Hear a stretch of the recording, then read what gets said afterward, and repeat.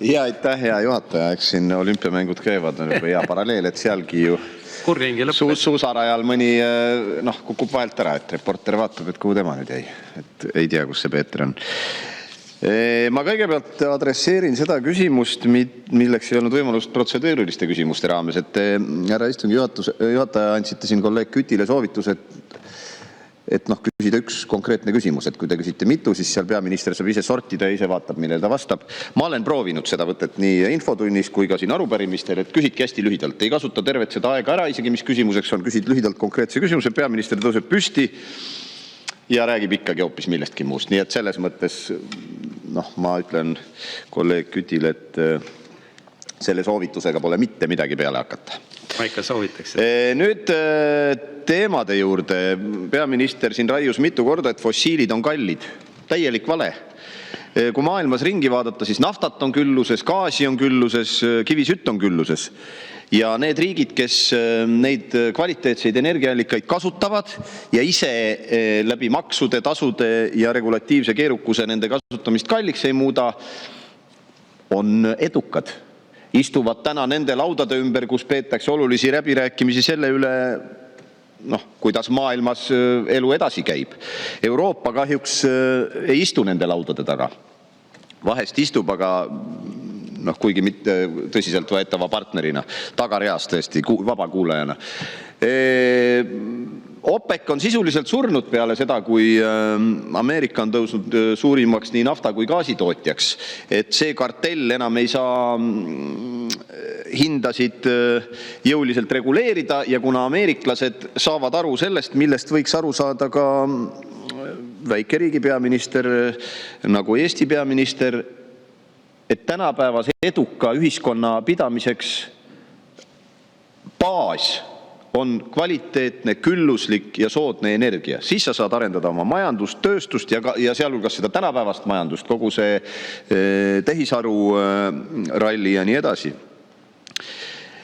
Ja kahjuks Euroopa, kelle tegelikult energiatarbest 3/4 tuleb fossiilidest, on selles mõttes vaeslapse osas, et sellest fossiili vajadusest ainult 13% suudetakse ise katta, ülejäänud tuuakse sisse.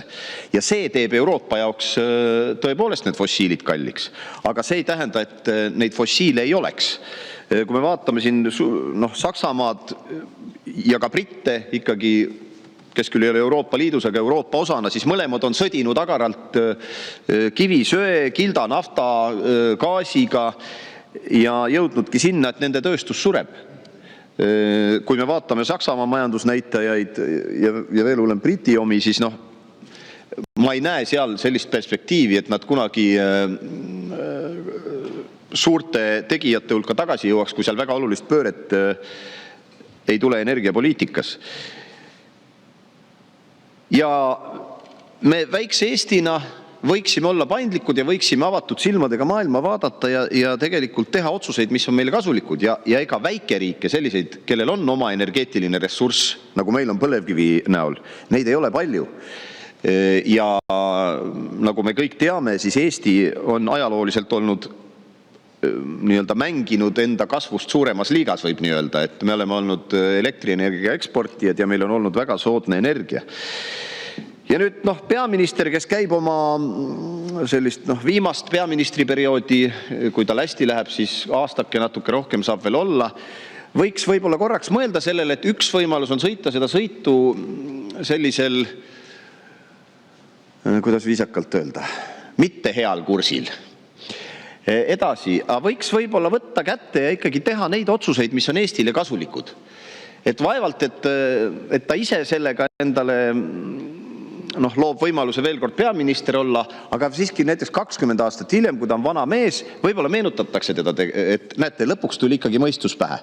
Et ma liiga optimistlik selles osas ei ole, aga ma siiski kutsun üles, härra peaminister, et mõelge Eesti huvidele ja sellise väiksema üleskutsena ma ütlen, et kogu see jauramine põlevkivist ja suurest CO2 heitest, et laske mõnel nõunikul need arvutused ära teha, et kui me toome USA-st või Katarist siia gaasi, veeldame seda, siis gaasistame, veame laevaga üle merede. Uskuge mind, see heide on suurem kui meie oma põlevkivi kasutades. Aitäh! Aitäh!